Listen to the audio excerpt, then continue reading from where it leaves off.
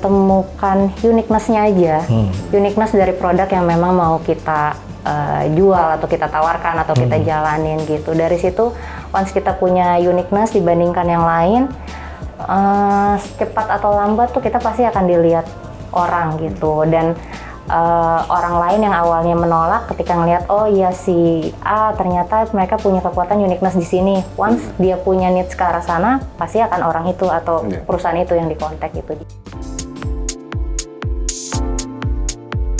Halo Sobat Mais, jumpa lagi di Mais Talk, podcast yang mengulik berbagai topik hangat dan menarik seputar industri mais.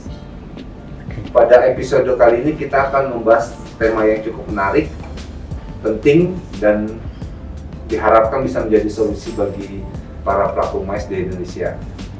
Kita akan membahas bagaimana cara memonetize virtual event supaya kantong perusahaan bisa bertambah tebal dan kegiatan perusahaan juga bisa running di masa pandemi ini.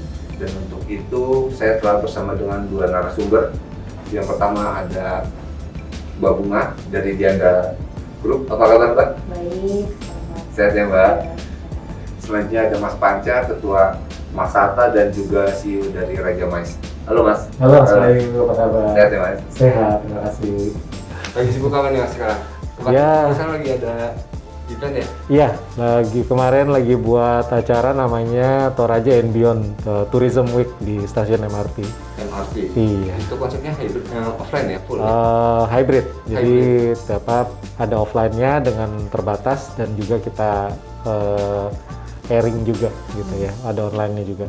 Gitu. Oke. Kalau Mbak Bunga di Diandra lagi apa nih? Kalau Diandra kemarin kita baru ada awarding kerjasama sama Direktorat Minerba dari Kementerian SDM, lalu kita juga baru selesai ada online event di Migas, IPA Convention and Exhibition. Ya lumayan ramai, kita juga lagi berjalan sama Kominfo, literasi digital sampai nanti Desember, jadi ya lumayan berlari lah kita sebagai grup. Gitu. Tapi sebagian besar masih virtual ya? Sebagian besar masih virtual. Offline-nya belum ya? Belum. Belum ya? Masih lihat wait and see yang benar-benar? Masih wait and see, tergantung berapa lama nanti ini izin keluar ini. Iya. Nah, mungkin dari pengalaman Mbak Bunga dulu ya, ketika switching, bisa dibilang switching ya, kita dari offline kemudian switching ke virtual, ini kan pasti ada adaptasi segala macam lagi. Betul. Bisa cerita di Diandra waktu itu apa yang dilakukan dan kemudian bagaimana supaya konsep virtual ini bisa menghasilkan gitu Mas? Oke. Sebenarnya once ketika kita ngelihat udah mulai muncul tren virtual ini, yang dilakukan di internal Diandra sendiri itu adalah membangun infrastruktur untuk menopang si virtual event ini. Jadi mungkin kalau beberapa teman-teman tahu, saat ini kita di internal Diandra Group itu kita sudah punya platform sendiri lah untuk melaksanakan virtual event bentuknya apapun gitu loh. Jadi memang kita mengembangkan itu sendiri karena kita pikir mungkin daripada kita keluar gitu ke vendor, mending kita invest ke dalam, toh kita menganggap bahwa in the future juga virtual event nggak akan hilang gitu aja, jadi pasti akan masih pakai terus gitu. Akhirnya kita invest lah juga di internal untuk SDM-nya, untuk peralatannya nih kayak di sini juga. Jadi ada divisi baru waktu itu ya? Iya, jadi ibaratnya ada departemen baru lah, ada departemen baru yang kita kembangkan untuk menopang teman-teman yang marketing biasanya infrastrukturnya, jadi bisa diskusi dengan internal sendiri. Kan di departemen baru itu sendiri kita juga sudah mulai dapat order event ibaratnya gitu. Jadi teman-teman yang support di infrastruktur pun sudah mulai ada brand gitu yang minta tolong ke kami untuk dibikinkan lah virtual event sesuai konsep yang si brand ini punya gitu. Jadi bisa mendatangkan income juga lah. Jadi another revenue lagi dari project yang memang biasa kita jalanin. Kalau Mas Panca gimana waktu itu Mas? Tadi Mbak Bunga juga bilang bakalan terus berlanjut ke depannya. Betul, saya setuju Mas Bayu bahwa memang walaupun pandemi ini kita prediksi ya, kita nggak tahu kapan. Good news-nya PPKM-nya menurun, tapi kita lihat bahwa sudah terbentuk sebuah kebiasaan baru gitu ya, baik itu di level korporasi dan juga ke pasar-pasar seperti yang umum ya, yang generik gitu ya. Jadi tetapi secara overall memang sudah teredukasi bahwa ada opsi loh sekarang. Jadi meeting aja dulunya kan mengharuskan kita offline ya kalau mau diskusi sesuatu yang serius. Nah sekarang bahkan bisa dilakukan secara virtual, dan memang challenge-nya adalah sekarang bagaimana membuat creativity baru gitu ya, supaya nggak bosenin ya, nggak ngelihat kotak-kotak ini di yang selalu yang sama, dan kemudian juga engagement itu penting ya untuk mempertahankan level high level di audiensi. Kadang-kadang kalau udah ngebosenin kita, kalau sekarang kan ya Mbak Bunga, kalau kita dulu nggak bisa kabur gitu ya. Iya. Ya, tapi kalau sekarang bosen dikit gitu ya udah kita kita matiin kamera. Iya, matiin kamera atau kita live conference gitu ya. Simpatik ya. Simpatik. Iya, makanya. Jadi udah, nah ini tantangan baru sih harusnya bagi kita di dunia organizing events. Nah, kalau organizer melihat ini kan ada anggapan, nggak tahu, mungkin saya benar atau salah nggak tahu ya. Secara revenue jauh ya dengan yang offline. Betul sih. Betul ya? Tapi bukan berarti maksudnya jadi tidak bisa mengejar atau mencoba menyamai apa yang pernah kita dapatkan sebelumnya gitu.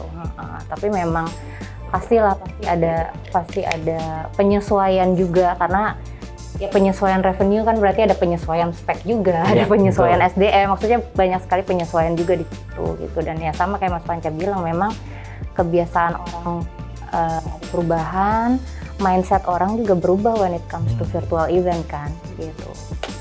Jadi mungkin di era sekarang ini frekuensinya menjadi lebih banyak gitu ya. Kalau dulu kan kalau offline sekali pukul bisa buat beberapa bulan ke depan. Nah, kalau ini untuk mendapatkan itu mungkin harus lebih sering ya dari sisi revenue ya.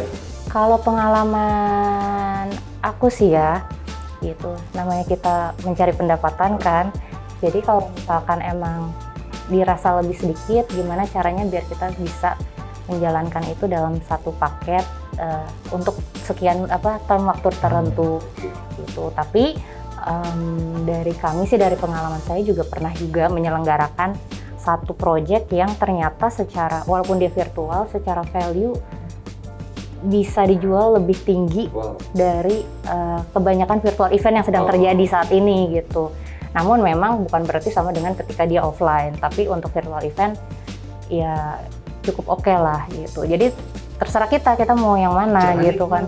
Menjual lebih tinggi gitu. Caranya gimana ya? Waktu itu juga alhamdulillah itu. Kok bisa ya? Ya memang kalau misalkan caranya gimana sih, memang satu, industrinya kita harus kenal banget kan. Kita harus harus mengerti lah industrinya, trennya dia apa yang dicari. Nah dari situ baru kita bisa formulasikan apa yang mau kita tawarin ke mereka. Lalu seberapa inovatif, seberapa kreatif, seberapa customize paket dan feature dan apapun lah di dalam si virtual event itu yang mau kita tawarkan, baik ke peserta atau misalkan ke sponsor atau ke stakeholder lain. Kuncinya bisa dibilang kalau virtual event itu kan tadi sempat disinggung sama Mas Panca, interaksi ya. Betul. Antara audiens ya, bisa lebih interaktif di situ. Bisa dibilang sukses ya gitu ya, Mas Panca, itu ada tips untuk itu supaya interaksi antar audiens atau yang terlibat di situ jadi lebih hidup? Ya, jadi memang balik lagi it's all about content ya. Jadi memang content is everything. Jadi pertama kita harus bedakan ini eventnya B2B atau B2C gitu ya. Kalau pakai bahasanya tadi Mbak Bunga itu, kalau mungkin kalau B2C kan kita tend to atau berusaha untuk cari audiens sebanyak-banyaknya kan gitu.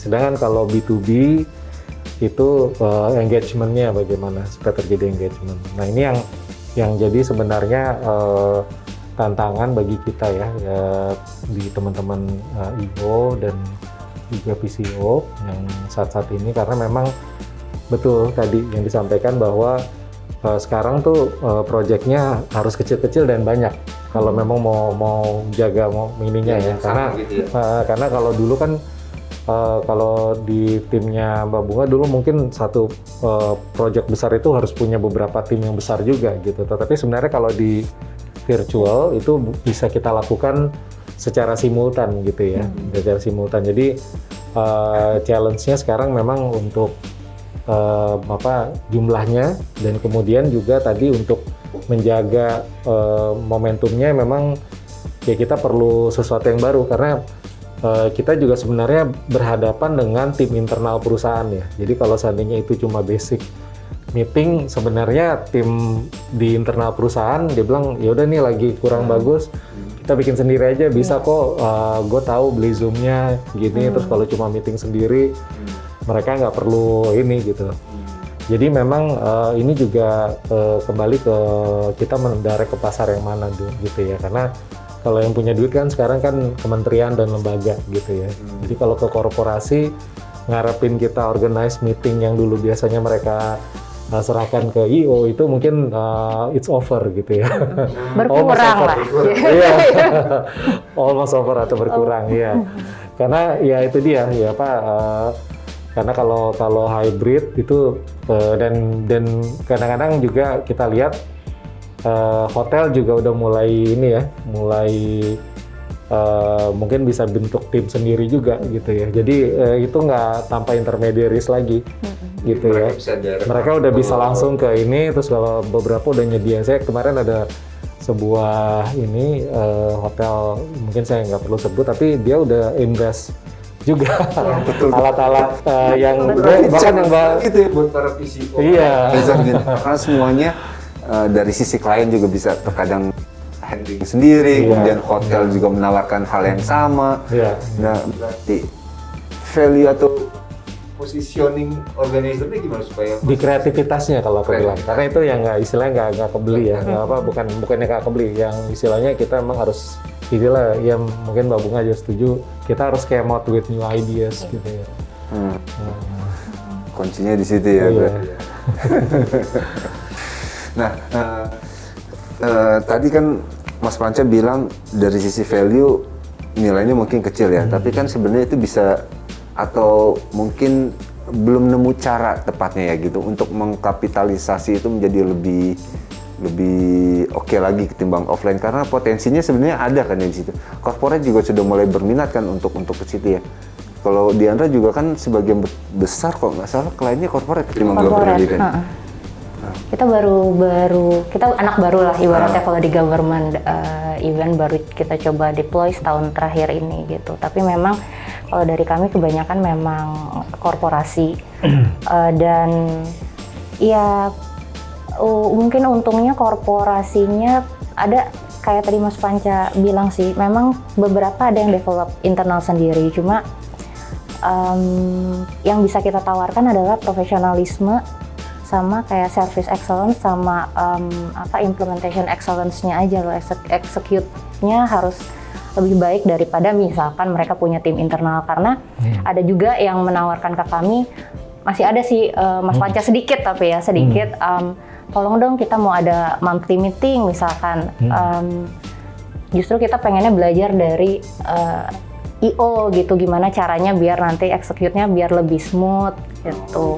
Masih ada juga yang seperti itu gitu. Kalau KPI dari corporate itu apa coba untuk sebuah virtual meeting atau event gitu ya? Kalau virtual meeting mungkin lebih ke eksekusinya ya, eksekusi yang lebih smooth gitu. Kalau misalkan jumlah participant audience itu menjadi KPI juga nggak atau? Tergantung Mas Bayu, tergantung ya itu konsepnya dia. Kalau meeting kan biasanya udah precise gitu ya, udah invitees gitu berapa orang gitu kan. Tapi kalau misalkan ternyata sudah event apapun itu bentuknya ya beda-beda juga tergantung dari konsepnya. Kayak tadi Mas Panca bilang mau itu B2C, mau itu B2B, mau virtual konser misalkan atau apa, ya pasti akan ada beda-beda KPI. Dan kebetulan kalau corporate yang tadi Mas Panca bilang yang sifatnya B2C mungkin kekuatan jangkauan atau database itu menjadi penting juga ya sih, Mas ya, untuk Betul. memperluas efek yang diharapkan oleh si user kan Betul, gitu ya. betul. Nah, database itu manage-nya gimana tuh, Mbak? Ini kan sebenarnya bisa jadi revenue baru sebenarnya yang bisa dimonetize juga kan. Kalau saya lihat sih Bapak sulitnya untuk, walaupun kita punya database yang kita dapat ya dari orang yang mungkin ikut webinar sebelumnya gitu, saya lihat loyalty-nya tuh sangat rendah ya para teman-teman yang ini. Jadi karena mereka juga ngerasa, oh iya pas kebetulan aku ikut event A, pada saat kita juga tawarin event B, mungkin mereka belum tentu tertarik juga ya. Jadi memang harus kita ada extra effort lagi untuk milih lagi nih interestnya apa nih database ini gitu ya. Jadi nggak bisa langsung kita tawarin new ini gitu ya. Misalnya ini kita dapat di sebuah acara virtual tourism gitu. Nah kebetulan kita dapat klien nih, kita bilang gue punya lo database ini. Nah terusnya kalau kita tawarin gitu ya? Tawarin itu belum tentu mereka tertarik dengan bidang yang baru gitu. Jadi memang kita harus lihat ininya ya gitu. Nah, membuat mereka itu tertarik itu gimana ya? Supaya dari balik lagi ke kontennya itu ya. Kalau membuat yang new audience atau existing? Yang new. Oh, new, oke. Kalau new sih sekarang ke standar ya ini ya Mbak Bunga ya, kita gimmick terus gitu ya. Hadiah-hadiah gitu yang datang, giveaways ini terus ya tapi udah ada kayak ini juga ya, ada yang udah giveaway hunter juga gitu. Jadi pas ini dia cuma mantengin aja gitu ya, belum tahu. Jadi kita benar-benar memang harus lihat bagaimana ini ya. Ada satu event misalnya kalau ininya harus dibayar audiensnya gitu ya, itu harus nyalain kamera gitu ya. Kalau nggak bisa gitu ya. Jadi memang kita udah lihat ada sebuah pola. Nah itu kita harus terus inovatif gitu ya untuk melihat bagaimana supaya nanti, karena KPI-nya klien kadang-kadang salah satunya itu ya gitu kok. Karena ntar dia bisa bilang ini kalau begini mah gue juga bisa bikin sendiri gitu ya. Gitu. Bunga, Mas Panca ini balik lagi, kalau di compare dengan event offline itu kan sebenarnya kalau bicara offline gitu ya, revenue-nya itu banyak kantong gitu ya. Dari tiketing ada, sponsorship ada, segala macam gitu ya. Belum nanti dari peserta kalau ada exhibitor gitu maksudnya. Nah, kalau di virtual event ini? Ya, kalau menurut minat sponsor. kantongnya sih pasti masih ada, cuma jumlahnya aja yang berbeda. Sebenarnya kalau kantong-kantong itu menurut saya sih sumbernya tetap ada gitu, tetap kita bisa utilize.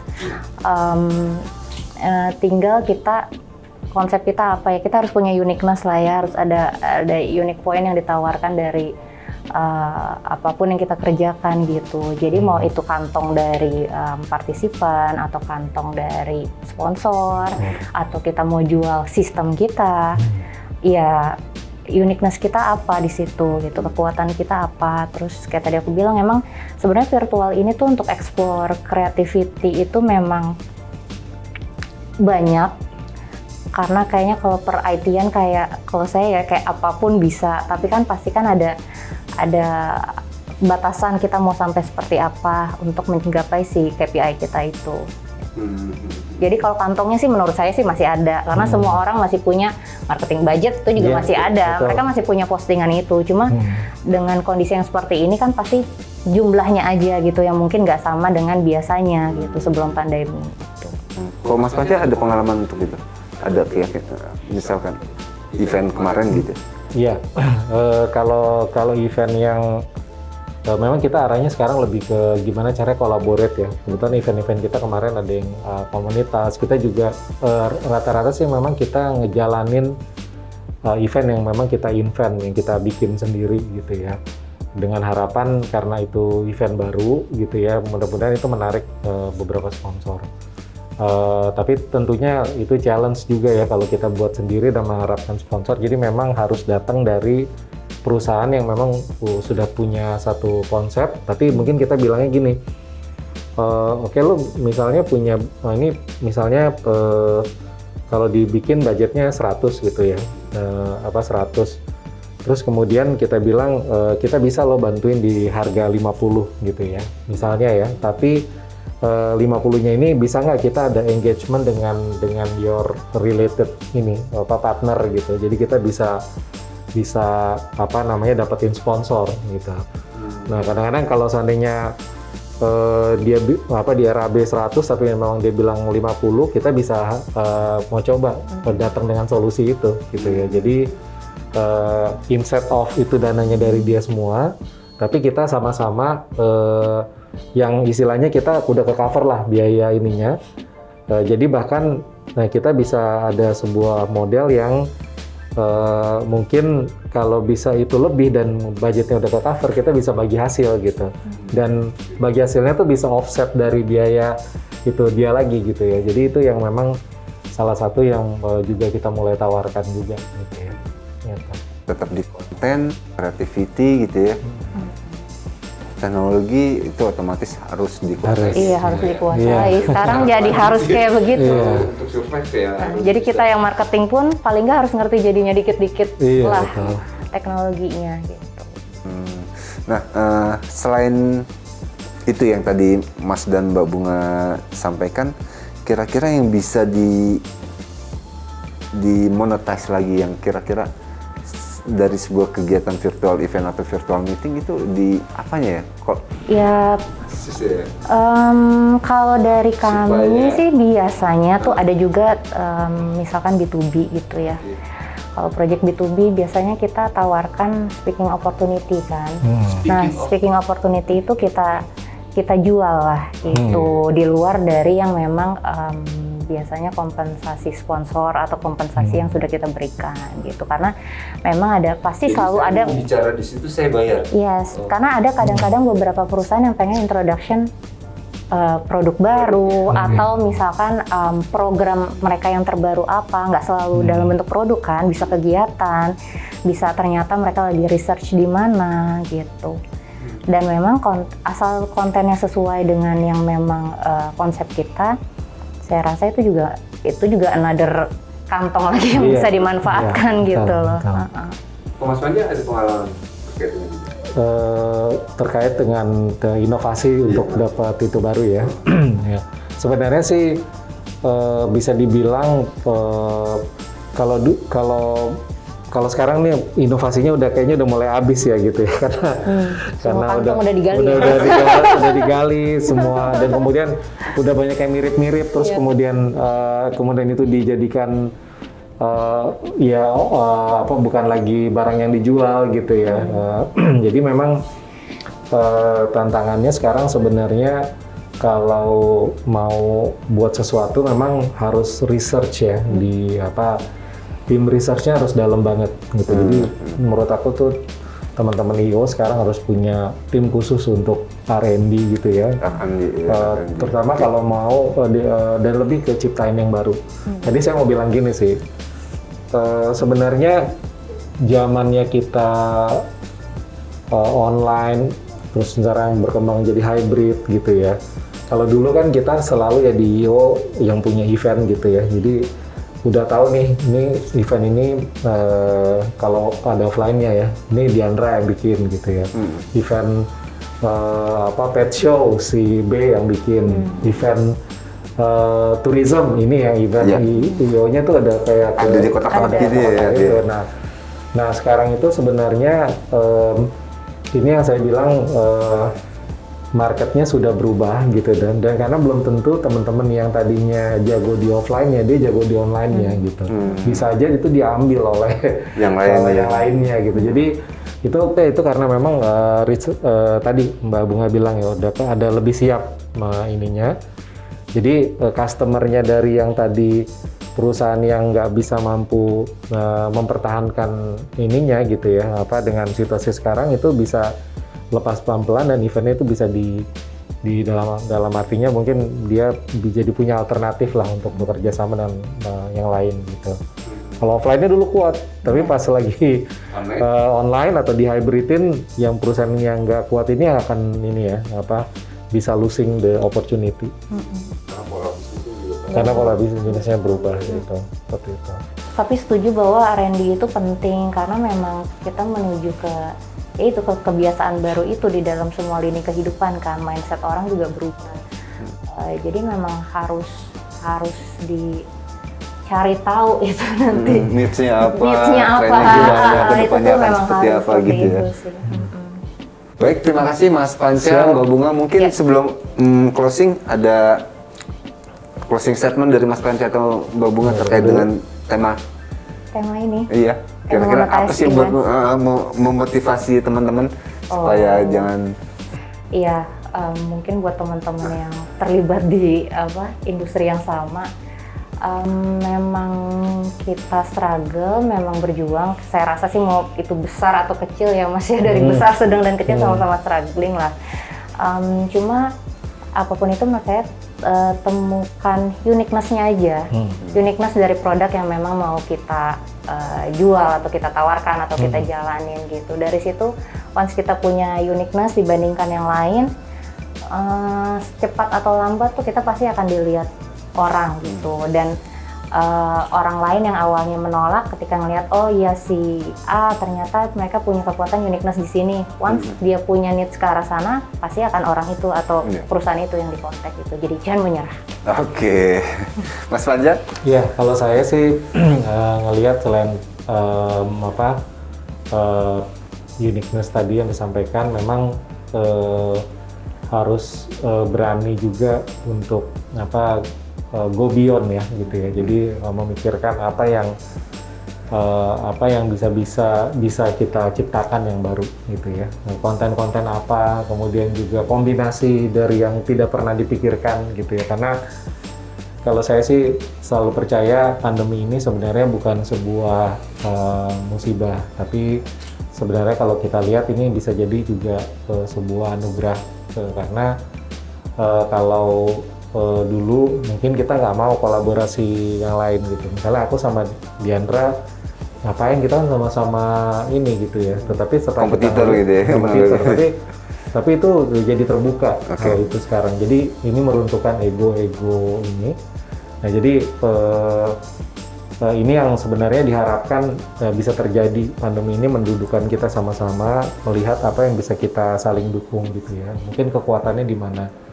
Kalau sebelum pandemi, sekali lagi contoh yang saya sampaikan ya, kita nggak mungkin bakal mau duduk sama-sama dan mungkin nggak mau buka-bukaan juga gitu ya tentang rencana-rencana. Tetapi kalau saya lihat di sekarang ini, saya sudah melihat banyak sekali kolaborasi yang dilakukan antar perusahaan yang tadinya mereka mungkin they are not supposed to sitting together ya, tapi sekarang udah mereka lakukan itu. Baik Sobat Mais, demikian obrolan singkat pada episode kali ini. Semoga bisa bermanfaat buat kita semua. Dan apabila Sobat Mais mempunyai saran atau kritik terkait dengan tema, bisa komentar di channel Mais ID.